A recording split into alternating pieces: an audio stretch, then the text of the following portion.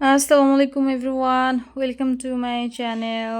আজকে আমি নিয়ে এসেছি একটি ক্রাফটিং এবং এই ক্রাফটিংয়ে আজকে দেখাবো চশমা বানানো, ভেরি সরি, চশমা বানানো দেখাবো। খুবই সহজে আপনারা পারবেন। এটা দেখলে, এই টিউটোরিয়ালটি দেখলে খুব সহজে পারবেন। বড়রা ছোটরা সবাই পারবেন। শুরু করছি। কিভাবে ফোল্ড করছি, ভাঁজগুলো কিভাবে দিচ্ছি, খুব মনোযোগ সহকারে দেখুন, আপনারা অবশ্যই পারবেন। লম্বা একটি পেপার নিয়েছি এবং একটা ছোট পেপার নিয়েছি, একটা অনেক বড় পেপার, একটা ছোট পেপার। প্রথম থেকে খুব ভালো করে দেখবেন, তাহলে মনোযোগ সহকারে দেখলে আপনারা পারবেন।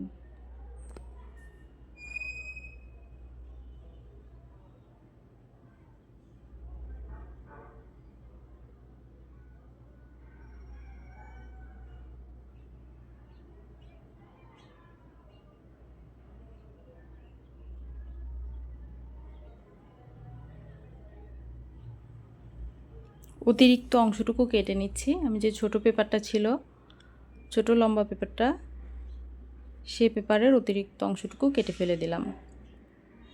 এবার বড় পেপারের যেই মাথার অংশটা, সেটা আমরা ফোল্ড করে, এই যে এখানে আমরা একটা ঘর পেয়েছি, এখানে আপনারা করার সময় বুঝতে পারবেন, এই অংশের মধ্যে ঢুকিয়ে দিব।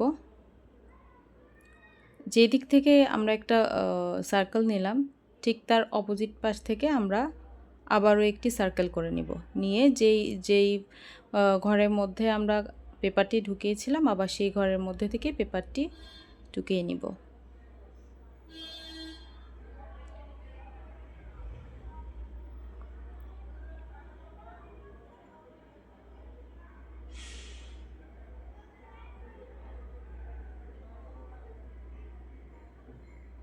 দেখুন, খুবই সহজ, মনোযোগ সহকারে দেখবেন, অবশ্যই পারবেন। এখন আমরা চশমার ডানটির জন্য আপনারা যে কোনো কাঠি ইউজ করতে পারেন, যে কোনো কাঠি। এখানে আমি বাসায় পুরাতন ঝাড়ুর ফ্লোর ঝাড়ুর কাঠি ছিল, আমি সেগুলো পরিষ্কার করে সুন্দর করে সেই কাঠিগুলো ইউজ করেছি। কেটে নিয়েছি আমি সাইজ মতো, আপনারা যে কোনো কাঠি নিয়ে করতে পারেন।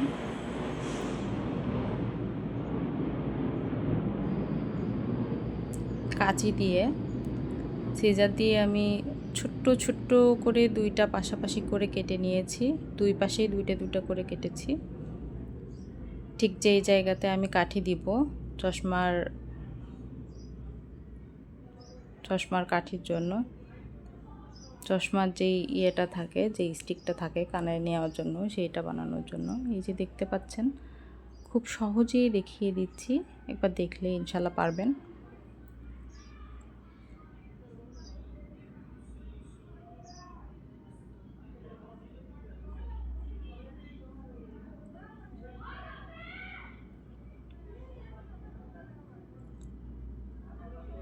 কত সহজেই হয়ে গেল আমাদের চশমা বানানো। Thanks for watching. এবং আমার ভিডিও যদি আপনাদের ভালো লাগে, ভিডিওতে লাইক, কমেন্ট এবং শেয়ার করবেন এবং আমার চ্যানেলে সাবস্ক্রাইব করবেন। ধন্যবাদ।